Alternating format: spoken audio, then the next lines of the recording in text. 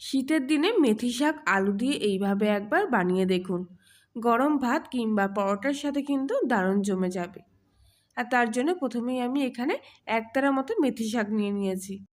শাকের তোড়াটা মুঠো করে ধরে গোড়ার দিক থেকে কিছুটা অংশ বাদ দিয়ে দিচ্ছি। এইভাবে শাকটা কিন্তু খুব তাড়াতাড়ি বেছে নেওয়া যায়। যেহেতু বাজার থেকে কিনে আনা শাক, তাই খুব ভালো করে কিন্তু ভেতর থেকে একটু বেছে নিতে হবে। শুধুমাত্র আলু দিয়েই কিন্তু আজকের এই মেথি শাকের সবজিটা আমি বানাবো। আর খেতে কিন্তু অসাধারণ টেস্ট। পারলে অবশ্যই একবার বাড়িতে বানিয়ে খাবেন, দেখবেন দারুণ লাগবে। মেথি শাকের ডাঁটাগুলো কিন্তু নিলে খুব একটা ভালো সেদ্ধ হয় না, তাই শুধুমাত্র ডগার দিক থেকে শুধু পাতাগুলোই নিয়ে নেব। আর খুব সহজে দেখুন এইভাবে একটু হালকা করে টান দিলেই কিন্তু শাকের পাতাগুলো সুন্দরভাবে উঠে আসছে। প্রত্যেক কটা কচি ডগা সমেত পাতা আমি এখানে নিয়ে নিয়েছি। এবারে কিছুটা জলের মধ্যে 2 থেকে 3 বার মতো মেথি শাকগুলো খুব ভালোভাবে ধুয়ে নেব।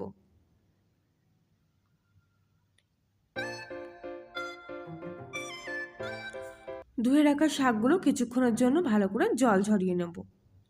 আর ততক্ষণে কড়াইতে কিছুটা সাদা জিরে আর কিছুটা ধনিয়ার দানা ভালো করে ভেজে নেব। শুকনো কড়াইতে কিন্তু অনবরত এইভাবে নাড়াচাড়া করতে হবে, যাতে মশলাগুলো পুড়ে না যায়। মোটামুটি মশলা থেকে সুন্দর একটা ভাজার গন্ধ চলে আসলে কিন্তু গ্যাসটা অফ করে দেব। আর কড়াইতে যে তাপ থাকবে তাতেই কিন্তু বাদবাকি মশলাটা খুব ভালোভাবে ভাজা হয়ে যাবে। ভেজে রাখা মশলাটা একটা পাত্রের মধ্যে ঢেলে নিয়ে গুঁড়ো করে নেব। এবারে এর মধ্যে সামান্য একটু সাদা তেল দিয়ে দিলাম। হাফ চামচি মতো কালো জিরে ফোড়ন দিয়ে দিলাম। অবশ্য রান্নাটা আপনারা সরিষার তেলেও করতে পারেন। ফোড়নটা ভাজা হয়ে গেলে দুটো ছোট সাইজের পেঁয়াজ এখানে আমি কুচি করে রেখেছি, আর সঙ্গে কিছুটা কাঁচা লঙ্কা। পেঁয়াজ আর কাঁচা লঙ্কাগুলো তেলের মধ্যে দিয়ে দিচ্ছি। খুব ভালোভাবে কিন্তু পেঁয়াজ আর কাঁচা লঙ্কাটা তেলের মধ্যে ভেজে নেব। সব কিছু মশলাই এখানে আমি অল্প অল্প করে নিচ্ছি, যেহেতু আমার একতারা শাক। আপনারা যে পরিমাণ শাক নেবেন সেই অনুযায়ী কিন্তু পেঁয়াজ কিংবা অন্যান্য মশলার পরিমাণটা বাড়িয়ে নেবেন। পেঁয়াজটা খুব ভালোভাবে ভাজা হয়ে গেলে মাঝারি সাইজে দুটো আলু এরকম ছোট টুকরো করে কেটে জলে ভালো করে ধুয়ে নিয়েছি। আলুগুলো খুব ভালো করে তেল আর পেঁয়াজের সাথে মিশিয়ে নিচ্ছি। কিছুক্ষণ এইভাবে নাড়িয়ে চাড়িয়ে ঢাকা দিয়ে রেখে দেবো, যাতে কাঁচা আলুর গন্ধটা আর রান্নার থেকে না বেরোয়। 2 মিনিট মতো আমি এইভাবে ঢাকা দিয়ে আলুগুলো কিন্তু রান্না করে নিয়েছি। এতে আলুগুলো ভাজাও হবে না, আবার কাঁচা আলুর গন্ধটাও থাকবে না। এবারে এর মধ্যে দিয়ে দেবো হাফ চামচি হলুদ গুঁড়ো, সামান্য একটু লঙ্কার গুঁড়ো, স্বাদ মতো চিনি আর পরিমাণ মতো লবণ। শাকে আপনারা যেরকম চিনি খেতে পছন্দ করবেন সেরকম চিনি দিয়ে ব্যবহার করবেন। সব কিছু একসাথে ভালো করে এখানে মিশিয়ে নিচ্ছি। গ্যাসের ফ্লেমটা কিন্তু লো আঁচে রাখতে হবে এই সময়। এর মধ্যে এবার দিয়ে দেবো আগে থেকে নিয়ে রাখা মেথি শাকগুলো। শাকগুলো কিন্তু এখানে কুচিয়ে নেইনি, কারণ এই শাকগুলো কিন্তু সেদ্ধ হওয়ার পর এমনি খুব ভালোভাবে আলুর সাথে মিশে যাবে। খুব ভালো করে শাকের সাথে আলুটা একসঙ্গে নাড়িয়ে চাড়িয়ে নিচ্ছি।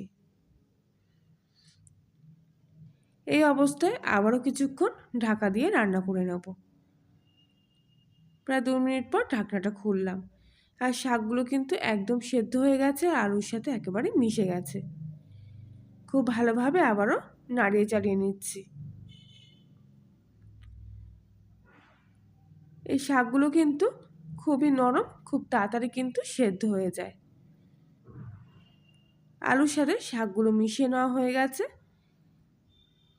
এইবারে এর মধ্যে দিয়ে দেবো ছোট মাঝারি সাইজের একটা টমেটো, একদম ছোট ছোট কুচি করে। আবারও খুব ভালো করে টমেটোর সাথে কিন্তু শাকটা মিশিয়ে নিচ্ছি। আর এই রান্নায় কিন্তু আমি কোনো প্রকার জল ব্যবহার করছি না। আর আলুগুলো কিন্তু নতুন আলু, এখন শীতের দিনে। আর যেহেতু শাকের জল বেরোবে আর সবজি থেকেও মোটামুটি জল বেরোবে, তাতেই কিন্তু আলুগুলো খুব ভালোভাবে সেদ্ধ হয়ে যাবে। এবারে আমি আবারও কিছুক্ষণ ঢাকা দিয়ে রান্নাটা এই অবস্থায় রেখে দেব। এইভাবে ঢাকা দিয়ে দিয়ে কষলে পরে কিন্তু রান্নার স্বাদটা খুব ভালো আসবে, আর সময়টাও কিন্তু খুব কম লাগবে। ঢাকনাটা খুললাম আর দেখুন কতটা পরিমাণ জল বেরিয়েছে শাকের থেকে আর সবজির থেকে। আবারও সব কিছু ভালো করে একসঙ্গে মিশিয়ে নিচ্ছি। খুব কম সময়ের মধ্যেই কিন্তু এই দারুণ স্বাদের মেথি শাকের রেসিপিটি আলু দিয়ে খুব সুন্দরভাবে বানানো হয়ে যায়, আর খেতে কিন্তু অসাধারণ স্বাদের।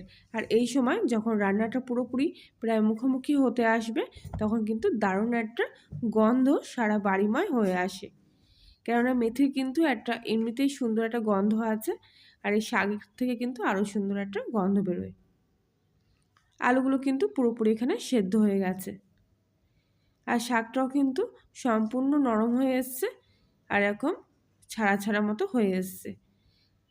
এবারে সবশেষে আমি এর মধ্যে দিয়ে দিচ্ছি আগে থেকে তৈরি করে রাখা মশলার গুঁড়োটা। আর দেখতেই পাচ্ছেন মশলাটা কিন্তু আমি একেবারে মিহিভাবে গুঁড়ো করিনি, এরকম একটু আধ ভাঙা মতো অবস্থায় রেখেছি। এতে কিন্তু শাকের টেস্টটা খুব ভালো আসবে। সব কিছু একসাথে ভালোভাবে এখানে মিশিয়ে নিচ্ছি।